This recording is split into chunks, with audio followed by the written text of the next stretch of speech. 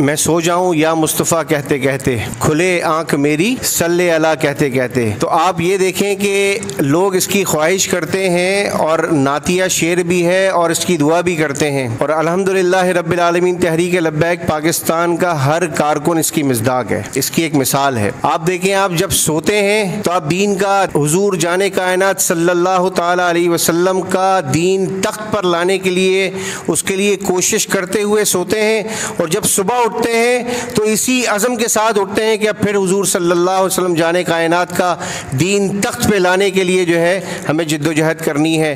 तो हमें तो हम सब को अपने ऊपर फ़ख्र होना चाहिए। तो इसकी अहमियत का अंदाज़ा हमें इस तरह होना चाहिए। दूसरी बात, वो अहमियत क्या है कि बहुत सारी जमातें हैं, सियासी जमातें इस मुल्क में काम कर रही हैं। तकरीबन सियासी जमातों के कारकुनान जो हैं उनको पैसे दिए जाते हैं, उसका मुआवजा उनको पूरा दिया जाता है। तो शायद हमें भी मिलता होगा। हमें इसका मुआवजा मिलता है? नहीं मिलता है। हमें जो मुआवजा मिलेगा वो शायद किसी को उसका अंदाज़ा भी नहीं है। तो आप सोचें, जो दुनियावी मुआवजे के खातिर जो लोग दिन और रात काम कर रहे हैं और अपनी जान की परवाह किए मुख्तलिफ सियासी जमातों में काम कर रहे हैं, तो हमें तो जो मुआवजा मिलना है उसकी शायद हम सोच भी नहीं सकते कि असल क्या होगा। तो जब हमें ये यकीन है कि हमें वो मुआवजा मिलना है जिस मुआवजे के लिए हम काम कर रहे हैं, और वो मुआवजा शायद दुनिया की कोई शख्सियत ना दे सके सिवाय मालिकों के, तो जब मालिक हमें वो मुआवजा देंगे और उसका वादा भी उन्होंने किया है,